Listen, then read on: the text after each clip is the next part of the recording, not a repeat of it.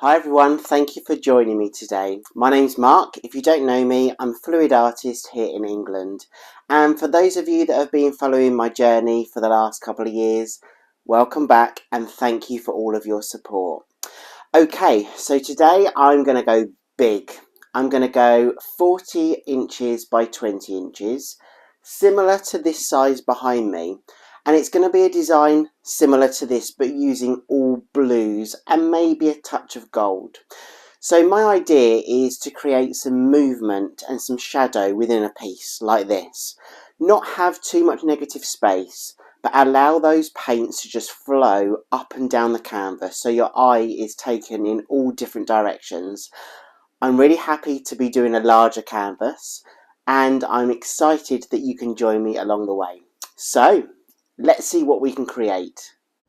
Okay, so I'm using a range of colours. I'm using a Payne's Grey, an Arctic Blue, gold, white, and then I've got three main colours for my base colour. So I've got a Prussian Blue, I've got a blue turquoise, and a cerulean blue.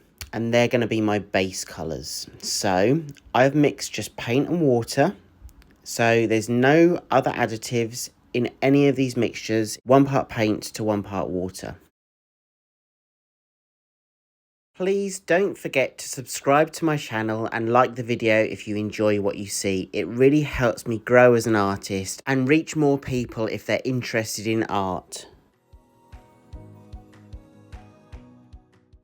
Okay, so it's time to layer the base coat. So I'm taking each of my colours and I'm sectioning them off. And what I'm going to do is I'm going to use my palette knife and I'm just going to spread the paint across the canvas evenly.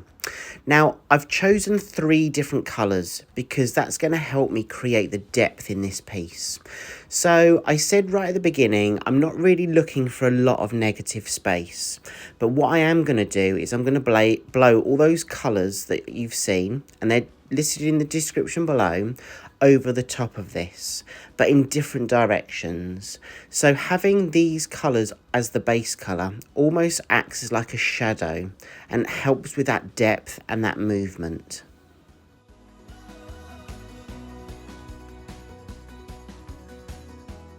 And before I start layering those colours, I'm just using my torch to get rid of the air bubbles.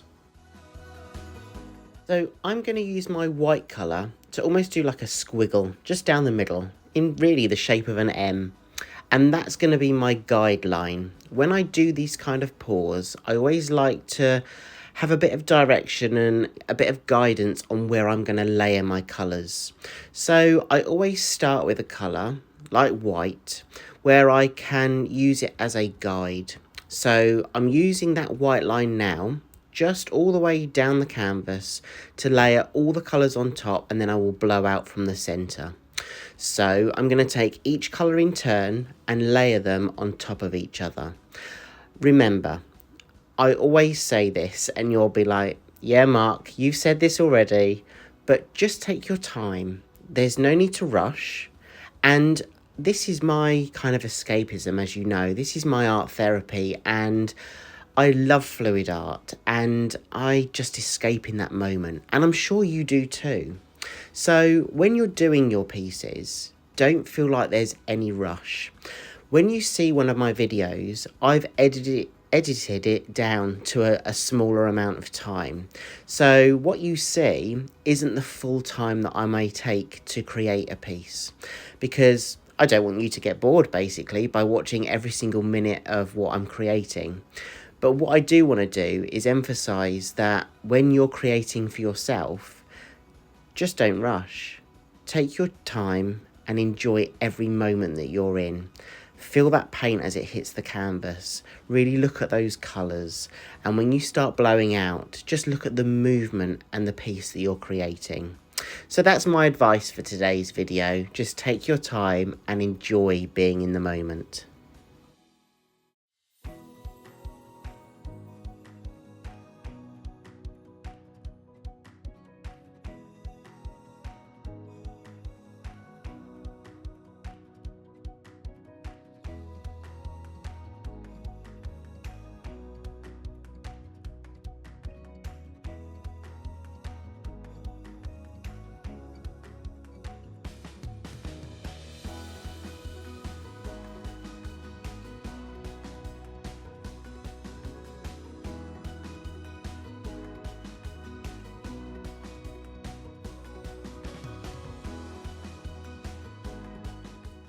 I'm just going to take some of my base colour now and just flood the canvas a little bit more with the paint. By having more paint on the base of that canvas means when I'm blowing out, it will help the paint on top flow better. So when you're doing this, just check you've got enough of your base colour to allow the colours on top flow across the canvas when you're using your blow dryer.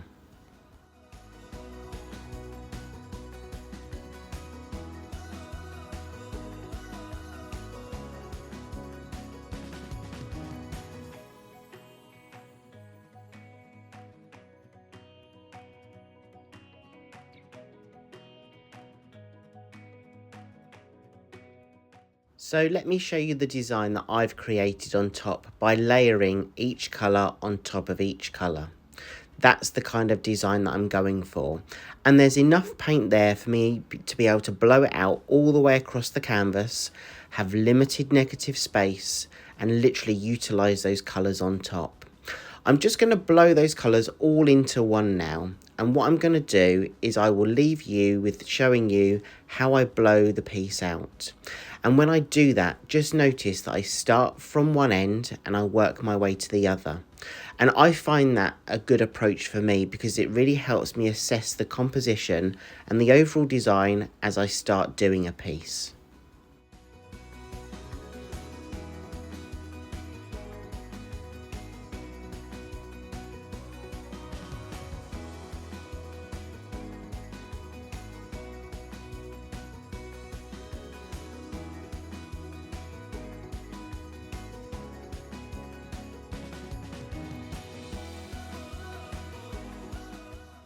And the same thing applies here. Just take one section at a time, and as you're blowing it out, blow out part of it and then move on down the line. You can always go back and blow it out a little bit more if you think the composition needs to be tweaked a bit.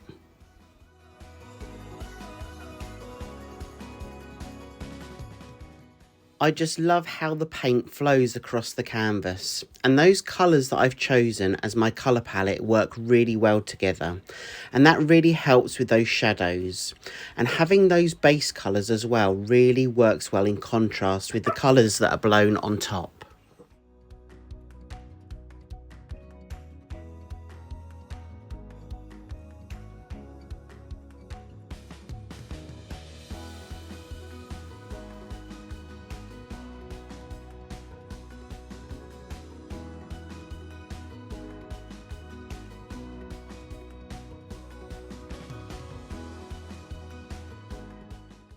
Now, I haven't sped up this part of the video, and I'd really encourage you to watch as I blow this creation out, because you'll see that I'm not rushing this and I'm just taking my time with each blowout, really kind of looking at the paint as it moves across the canvas and then stepping back and deciding which area I'm tackling next.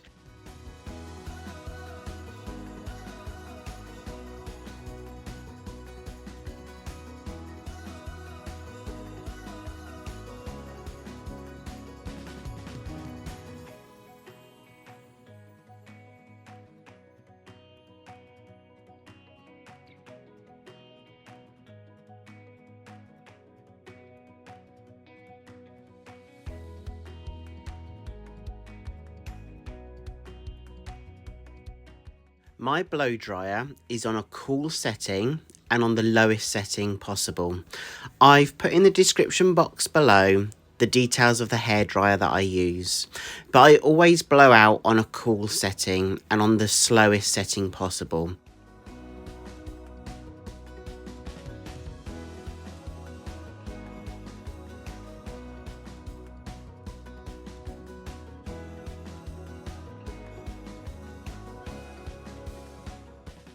So as you can see, this is quite a large canvas to work with, and my room, my studio space, isn't that big. So that's another reason just for taking my time, and a reason for me to take a section at a time as well.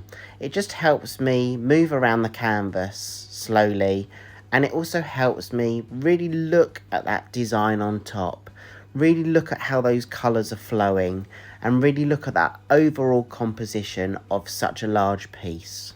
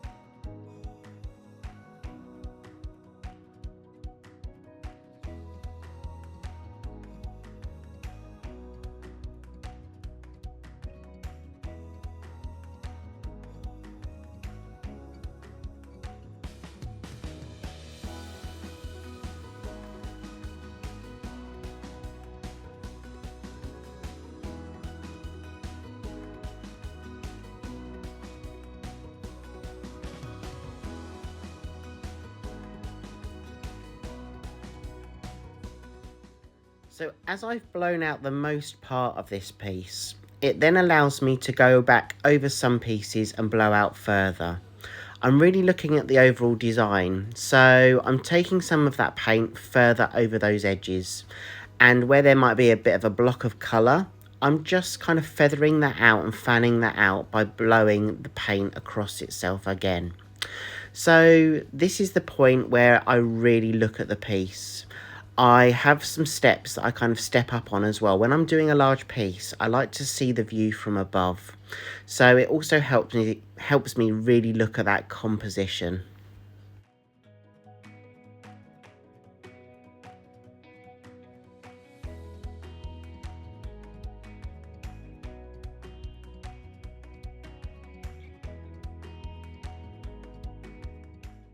And this is the time that I'm taking just to tweak certain areas. You'll see that I go over a piece one more time, or I step back and just have an overall look at the design itself. And then I will go back in and blow some of the paint over the negative space. Remember, those colours that I laid on the base colour, those three independent colours, for me were acting as a shadow, and it was going to help with the movement and the depth of this overall piece. And I think I've succeeded in doing that. By choosing those colours to blow out on top has really helped the contrast with the piece and really helped the colour palette work in one with each other.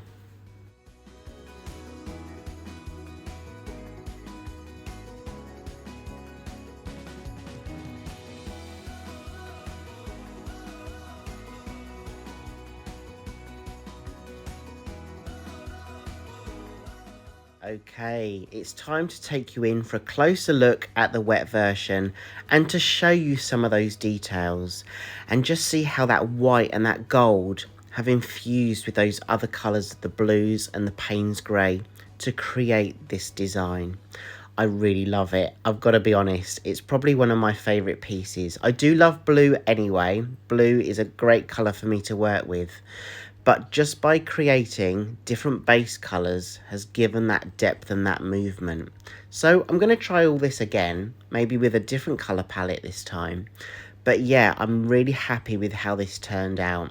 You can see here actually the side view, how that depth works with the line going down the middle and how those colours have been blown out across the sides. I don't actually know which way I like it best, whether I like it portrait or landscape. Probably portrait, but hey, I might change my mind tomorrow and have it landscape.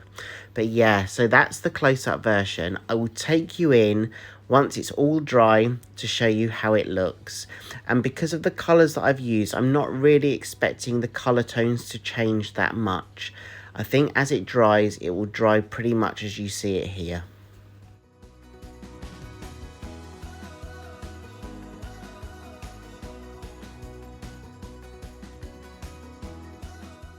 I've got to be honest, I'm pretty mesmerised by this piece. So that's why I'm just going to show you one quick more kind of close-up wet version view before I move on to the dried version so you can see how it's turned out.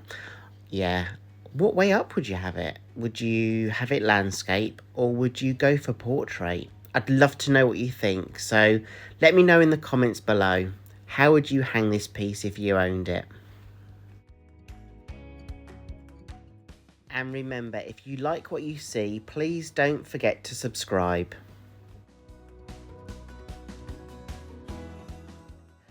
And here it is, hanging pride of place on my wall, the dried version. So I've chosen to show you what it's like in a portrait version.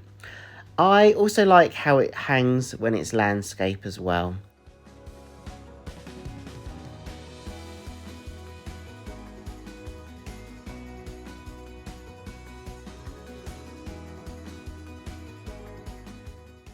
Let's just take a closer look and go in a little bit further so I can show you some of that detail and how those tones have worked well together in this one large piece. Thank you all so much for being here with me. Thank you for following my journey and for all of your support. And I hope to see you again soon. Have a great week, everyone. Thank you so much and take care. See you soon. Bye.